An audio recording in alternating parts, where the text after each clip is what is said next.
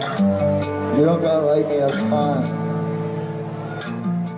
Hey, what's going on, guys? I know you want to get into the video, so I'm not going to keep you too long, but I just want to do a quick intro because this song and this entire topic related to it is should be emotional if you consider yourself a real Peep fan, because this is the last official song that these two would ever be able to release. And what I mean by that is once this song is officially published, that is it as far as a Peep and Tracy collaboration. We still can be excited and anticipate exclusive unreleased solo Peep material, but as far as this awesome, amazing duo tag team, this is the only song that they had that they were kind of hiding in the stash and kind of had it vaulted. And as far as an unreleased song, so Tracy stated in his Pitchfork article back in November that this was it. This was the only kind of song that they had tucked away. Everything else is already out there in some form. So Tracy did momentarily post a song on his SoundCloud when Pete passed in tribute to him and to share with the world and really just give them a golden little nugget to hang on to while everyone was heartbroken and really just felt like their fucking heart was ripped out of their chest. Tracy uploaded a song to try to cheer some fans up and give them a new experience and some positive excitement and reinforcement. And what did the label do? Cobalt and SME threatened Tracy with legal action to remove the song, or they would do it and sue him. So he took the song down. That really broke his heart because he was alone in Philadelphia dealing with the loss of his best friend who he wasn't getting along with at the time. These two loved each other very much and they fought just like brothers do. Me and my brother fight all the time, but we still love each other. There's been times where I've punched my brother in the face and he's done the same. But I could tell you right now, he would still jump in front of a moving vehicle for me and take a bullet for me if it came down to it. And I say that to say this. Peep and Tracy loved each other very much. And just because things were a little bitter towards the end, we cannot forget how sweet they were as well. They had a legacy and they've done stuff in the past that we will never forget. And it's songs like this that we can cherish and look forward to. So yeah, it might be the last song that Tracy kind of was hiding and really kept locked away in his bedroom and then tried to share it with the world exclusively. So once this song gets officially published by Peep's estate, there are no more Peep and Tracy junctures. That's it. That's the end of the Peep and Tracy road. But it's not the end of the legacy, and it's not the end of everything they've already recorded. Castles 2, Castles 1, Hellboy, Tracy's feature on Come Over When You're Sober Part 1, Pictures 2, Black Jeep, all those recording sessions. I know Tracy was not a Black Jeep, but I just mean there's these moments in time where they still were producing a vast element of music. So there's so much stuff there. Even the Young Bra era and the Young Bra timeline. Guys, we'll never forget the music they made. So let's get into this video. And like I said, it's very important because once this song is out, once Cocaina is released, that is it. That's the last Peep and Tracy song that was unreleased. Yo, what's this ass doing? Somebody get their mans, bro.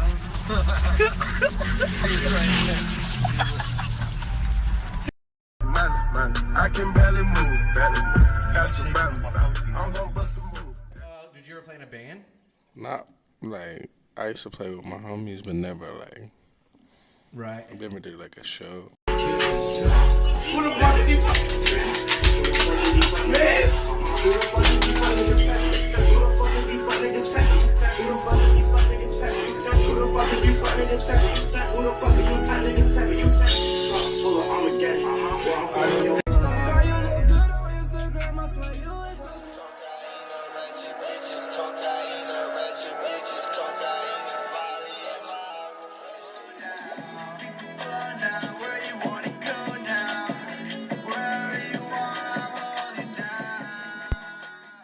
Hey, what's going on, guys? Just want to give you guys a little disclaimer that my kid is here. She's in the background watching Teen Titans Go, which is an awesome cartoon. I even enjoy it, even though it's a kid program. She doesn't know that, but it's one of the few shows that she will put on, and I will not put up a fuss about her changing the channel. Just between me and you guys. But anyways, yeah, I want to do a quick breakdown on RBC because this is an amazing song. I cannot wait until the day this song officially gets published. I really do think the day this song officially gets released will kind of be similar to when Tony Hawk hit the world's first 900. If you guys remember, that was almost like us landing on the moon or us winning a war. It was one of the biggest moments in kind of urban culture. So I just think that's awesome. But anyways, I want to do a quick breakdown of the origin of the song. Now, we do know the song was recorded when really Peep and Tracy were kind of in the middle of a musical heat stroke. This is where they really were just putting out banger after banger, and their fan base was really overflowing.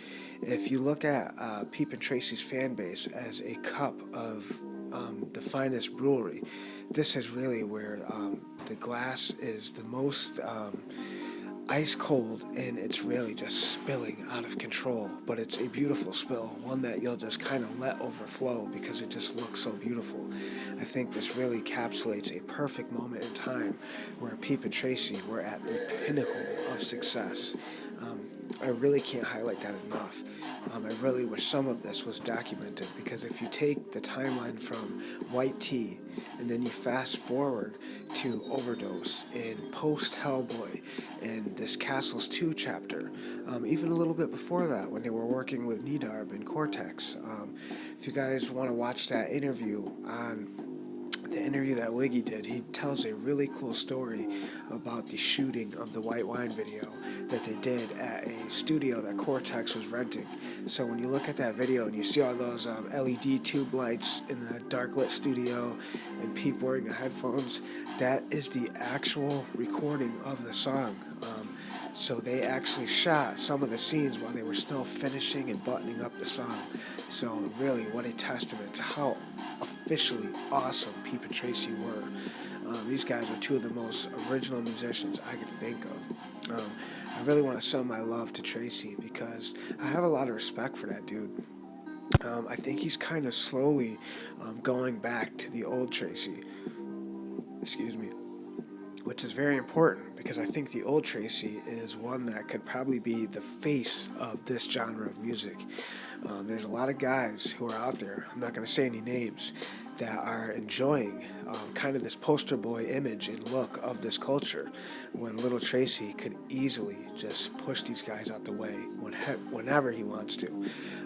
So whatever reason, Diplo did not put the song on California EP, but that's not the point. The point is, when you look at the artists that Diplo's working with currently, like Lil Xan and Trippie Redd and Lil Pump and tons of others, the fact that he hand-plucked Tracy and Peep first shows you how innovative these two songwriters were, because the kind of music that Diplo puts out now and is known for, Peep and Tracy were kind of these first guys and these first new wave rockster, punkster musicians that Diplo wanted to work with. So if you look at the kind of sound and notoriety that Diplo has now, that actually has him walking red carpets and accepting awards for music and independent music festivals, Peep and Tracy were kind of the first guys he had his eye on to kind of encapsulate this kind of sound he was looking to create. So again, how pioneering is Peep and Tracy to really just show how fucking original they were. The other thing that stands out to me on RBC is the fact that these guys never changed a thing about their songwriting. They were really able to take these dark themes and really underground dark tones and put them in a mainstream light. They never changed a thing. They wrote music for themselves. And if you look at the history of music, some of the best artists who had the biggest impact, almost an effortless impact, where they just did things natural and just really flipped the world upside down. If you look at the history of music, the artists that had an impact like that were the musicians who wrote music for themselves first. And in doing so, it wasn't selfish at all, because even though they were writing music to soothe their own personal needs and writing music that they wanted to hear, it's still, in doing so, they made music that the entire world loved as well. So whenever you're being original to yourself and not selling out and writing music that you kind of want to hear, that's kind of when you accidentally have this crazy effect where everyone just finds mass acceptance in your music, and it's extremely easy to digest. I think Peep and Tracy were really good at that. So yeah, that's the main thing that really sticks out to me about the song, is the fact that they were able to talk about ratchet bitches and coke lines, and really could walk the red carpet the next day if they wanted to and accept an award for a song like this. They never changed a thing. They stayed true to their core from the beginning right to the end. They never changed their content. They kept it the same. And I love that, because I think Peep was a guy who could stay out all night long partying and living a crazy lifestyle, but at the same time, he was very professional. So even though he could be out all night, taking place in kind of this drug-induced lifestyle and culture and drinking, he probably would still be 10 minutes early to an appointment the next day. He was very professional. I think he took his craft very serious. And I also think we need to highlight what Diplo has said many times publicly about his relationship with Peep. He said that in the couple weeks he was working with Peep and hanging around them in this little timeline where they were working on this song, he said that Peep's drug use and lifestyle was no different or worse than people he's ever met before in his life. Diplo has been around many musicians, many rock stars, many rappers, many of these new trapster kind of wave musicians, and he said Peep's drug use never stuck out to him. He didn't think he was any worse or any better than people he was currently around.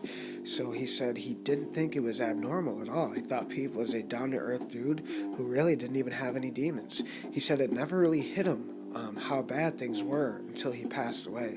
That's when he took a step back and was like, whoa, I didn't even see that. But we also have to remember that Pete didn't die from overwhelming night and day drug use. You know, people have this wrong idea and this wrong picture where Pete was shooting cocaine and shooting heroin all night long and just shoving fucking mad pills down his mouth and eating pills for breakfast, lunch, and dinner. It's 100% incorrect. We have to remember that, yeah, Pete wasn't a saint, but the reason why he passed away is because a mass amount of trace fentanyl contaminated his bloodstream. And then people will say, well, why was there so many drugs in his bloodstream? Because when you take this kind of dark web substance like fentanyl, God knows what the fuck it's being stomped on and cut with. So that would be the number one reason right there why there would be multiple substances in his bloodstream. I'm not a scientist, and I don't work in labs and look at fentanyl under microscopes, but you can do your research online and find out that it contains some various groups of different drugs, much like ecstasy.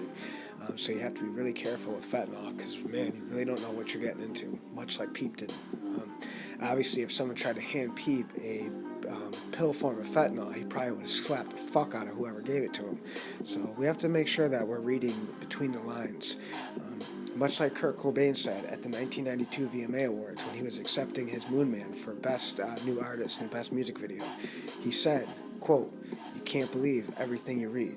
And it's very true, because some of these people who are in the comments writing biographies on Peep never knew one thing about him or never even heard one song.